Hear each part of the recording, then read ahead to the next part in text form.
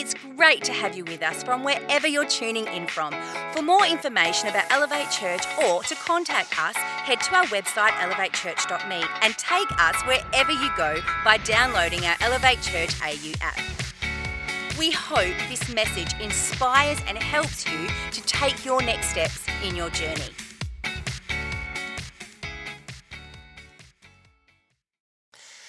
How many of you have heard the expression, or maybe, I'm not going to ask you to say this, but just maybe you've even said the expression, people don't like change. Has anyone heard that expression, people don't like change? Yeah, it's become a bit of a cliche.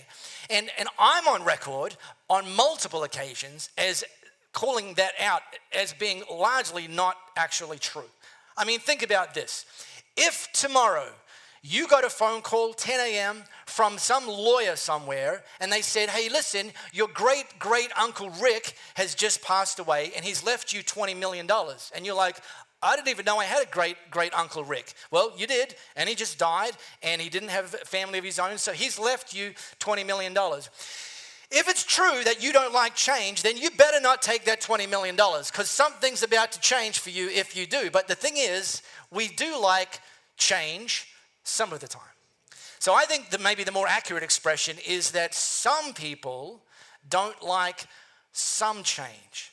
And one of the reasons that some people don't like some change tends to be able to be traced back to this idea of a loss of familiarity, a loss of control, a loss of this is where I am and now I'm being sort of forced. I didn't vote for this.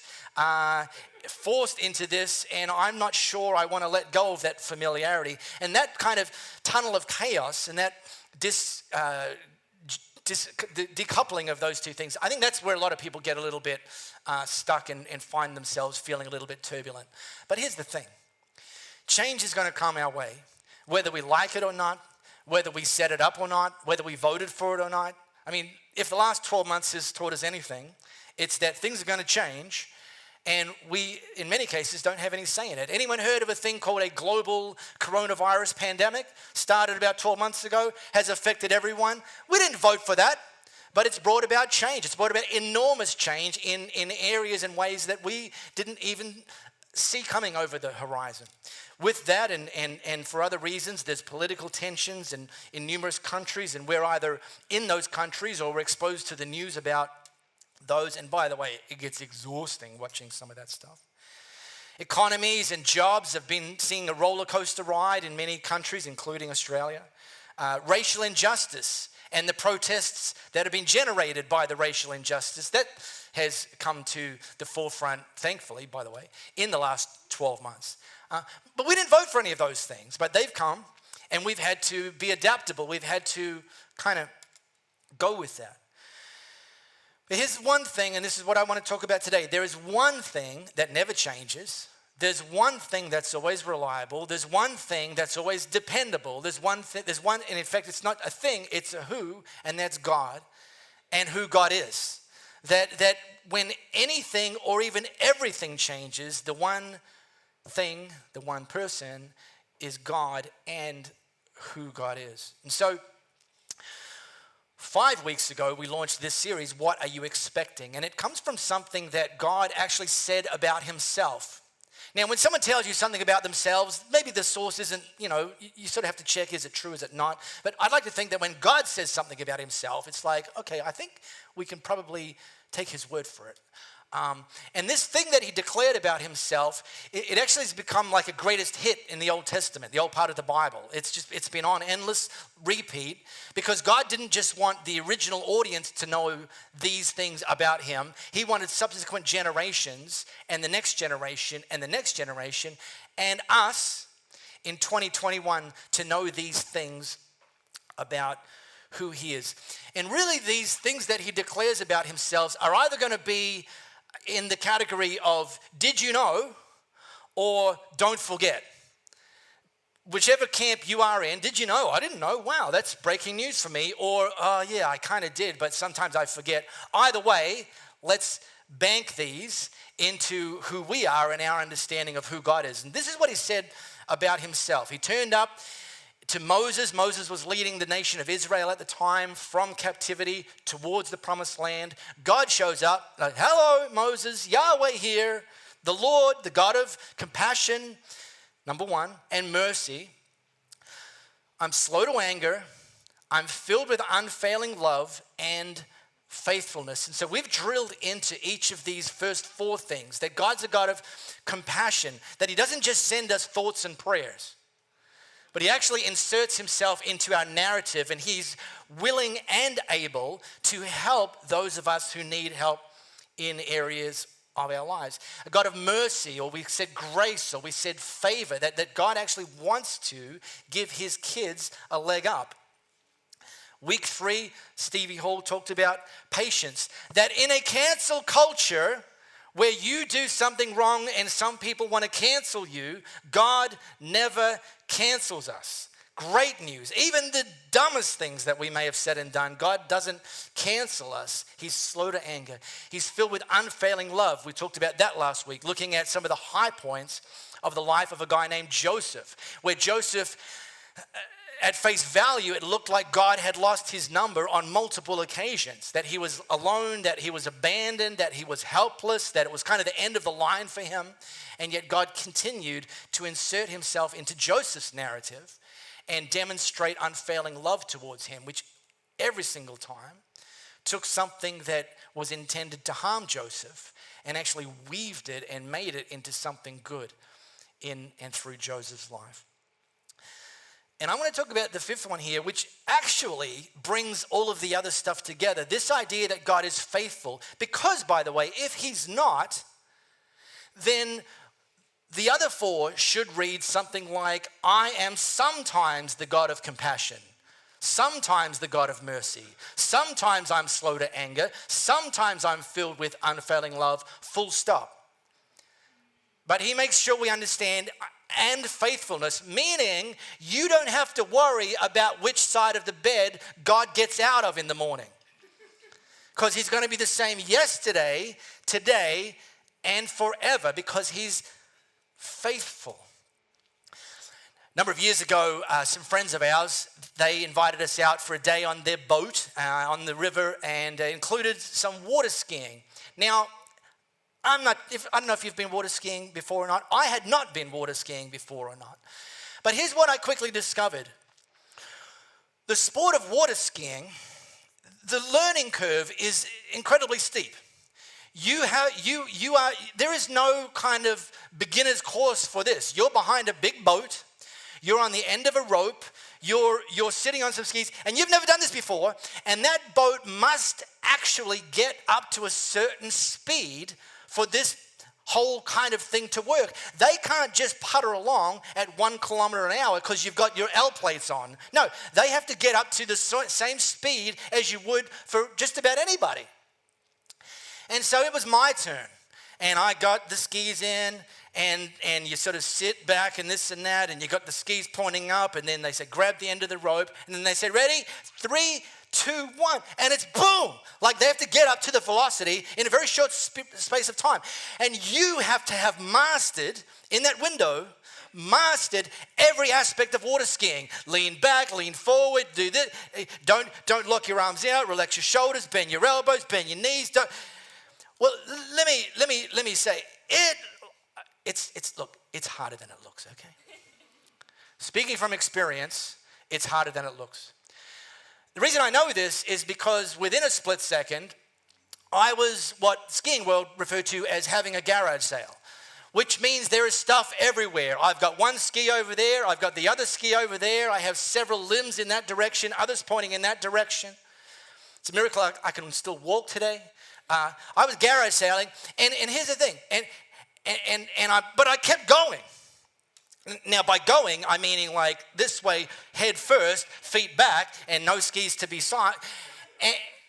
And some of you that are compassion and are laughing with me, not at me, you're thinking to yourself, well, why didn't you let go? Or wasn't someone on the boat calling out to you to let go? Well, the thing is, I don't know if someone was calling out to me to let go because I couldn't hear them because my head was underwater.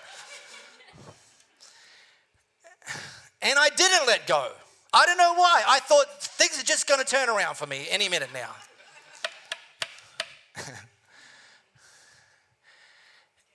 Which is a rookie mistake when it comes to water skiing.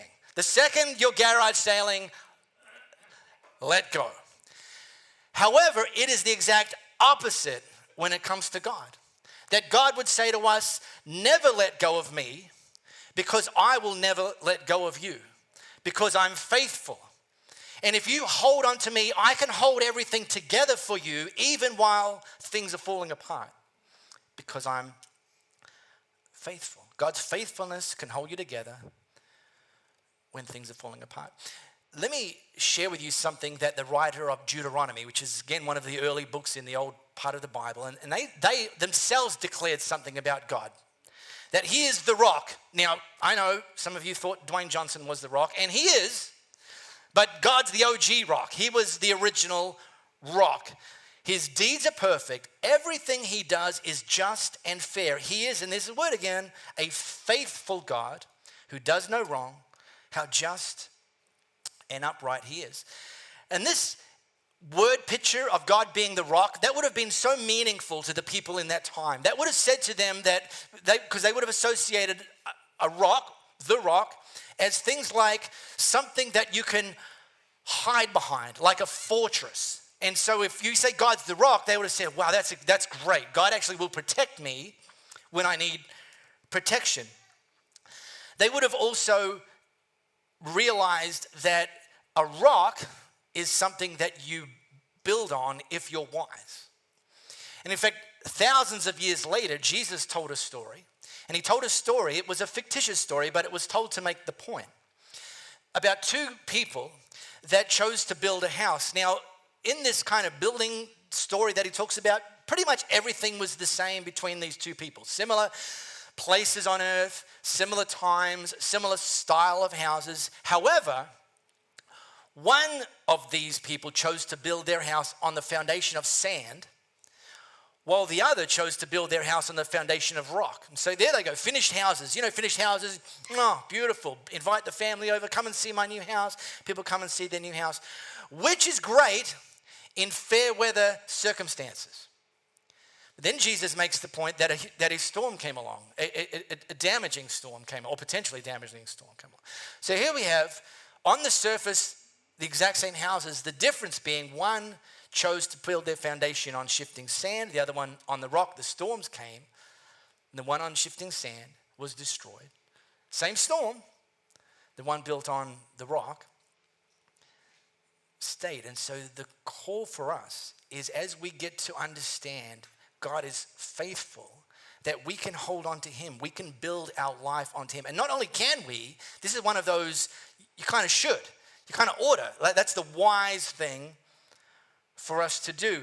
And so my encouragement to us, if you want to move into the next season, even though, by the way, some of us are having a great season right now, some of us maybe not, some of us may be having a mountaintop in one or more aspects of our life, but some valleys in other aspects of our life, which is kind of actually more realistic. Regardless of the circumstances, which can be ever changing, if you want to move into the next season of your life with more peace, more joy, less inner turmoil, then the pro move is for us to stand on God's faithfulness, because he declares about himself that he is faithful. He's the same yesterday, today, and forever. He does the same yesterday, today, and forever. Anyone familiar with the term gaslighting? You ever come across the term gaslighting? Let me catch you up if you missed it. It's okay. It's not a new term, but it's kind of risen to prominence recently, and you can Wikipedia its etymology. But the big idea of gaslighting is somebody telling you something that they know is not true, but they try to tell it to you in a way that's going to convince you that it actually is true. And they might use some emotional manipulation. They might just use repetition, badgering. No, it's true. No, it's true. No, it's true. To the point where if they do their gaslighting job well, even though at the beginning of the process you knew it wasn't true, you found yourself thinking, maybe I'm wrong. Maybe it is true. You start to question the facts, you try to think maybe there are alternate facts. And this idea of gaslighting plays out in all sorts of arenas. But here's the thing. God never gaslights. When he says something, we can take it to the bank that it's true, especially when he says something about who he is. And when he says he's a God of compassion and mercy and slow to anger and full of unfailing love and faithfulness, he's not gaslighting us. We don't have to sit and wonder, is it true? I'm not sure. I've heard differently.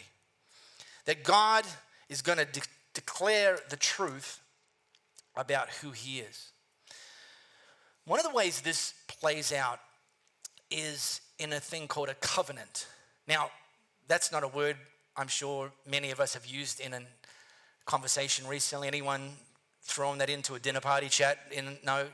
Oh, Nikki, okay, well, fair enough. But the rest of us plebs, we probably haven't used it. But God, see, we talk about God's promises, and he's got a lot of them, and they're bankable because he's faithful. But then there's this whole nother level of thing that actually is like a promise on steroids. It's like a promise plus. It's called a covenant. And this is one of the definitions of a covenant, an agreement which brings about a relationship of commitment between God and his people. And a couple of the important things to note about why this is described as a covenant and not just a promise is that a covenant is always initiated by God and it's always guaranteed by God.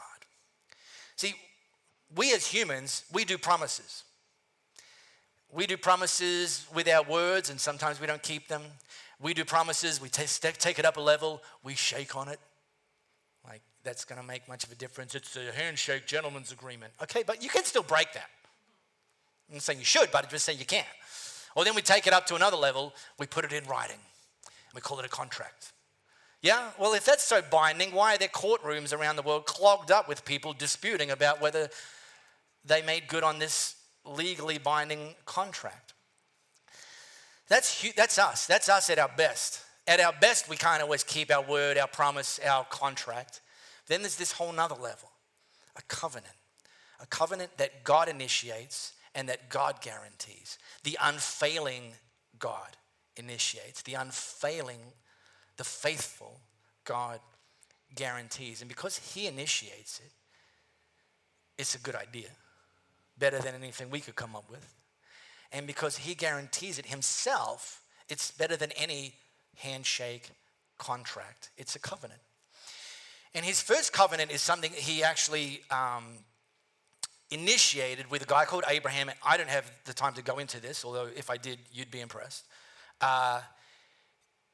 Essentially, it boils down to God, through Abraham, declared that he will be God to the nation of Israel and they will be his people. And God initiated it and God said, I'm going to guarantee it.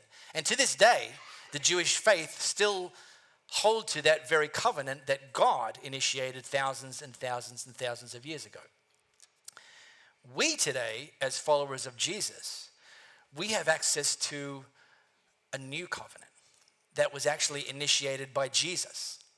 And the way this happened, and I'll read it to you from something that Luke recorded from the eyewitnesses, is this is around what we now call the Last Supper. Jesus is gathered with his closest 12, and he's telling them that he's about to be killed, and that when he is killed, he's going to die, he's going to be put into a tomb, he's going to rise again, his body's going to be shed, his blood's going to be poured out for them.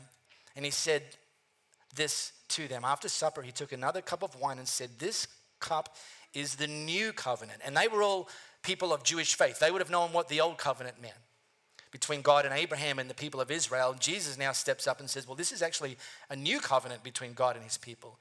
An agreement confirmed with my blood, which is poured out as a sacrifice from you. Jesus is initiating and Jesus is guaranteeing. And if he's faithful, then we can bank on this 100% of the time. Jesus initiated it and Jesus guaranteed it, which is so much better than if it was just your best idea or my best idea or your best efforts or my best efforts. Like, I'm going to guarantee this as best as I can. And then you're like, oh, I wonder how long until I screw this up. I came across what I consider to be a freakishly honest social media post recently. This is what someone put up. It wasn't me, but it kind of could have been. I've been a Christian for 5,423 days. And I've been unfaithful to Jesus in each of those 5,423 days. But he's been faithful to me in each of those 5,423 days. Jesus has chosen not to remember my sins, and I've chosen not to forget his faithfulness. So let me land this with 3 of Marco's pro tips for how we can remember God's faithfulness. Number 1, look back. If you've been a follower of Jesus for some time, and I realize not all of us have, but if you have, then it's almost guaranteed that God has been faithful to you at some point or at some points in your past. And if God's the same yesterday and today and forever, then the same God that's been faithful to you in the past is actually willing and able to be faithful.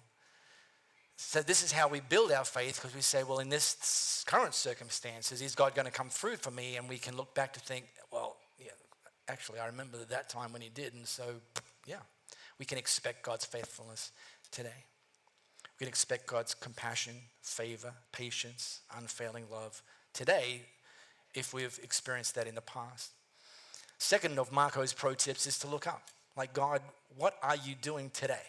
Like, regardless of the circumstances I'm in, good, bad, ugly, or a combination of all 3.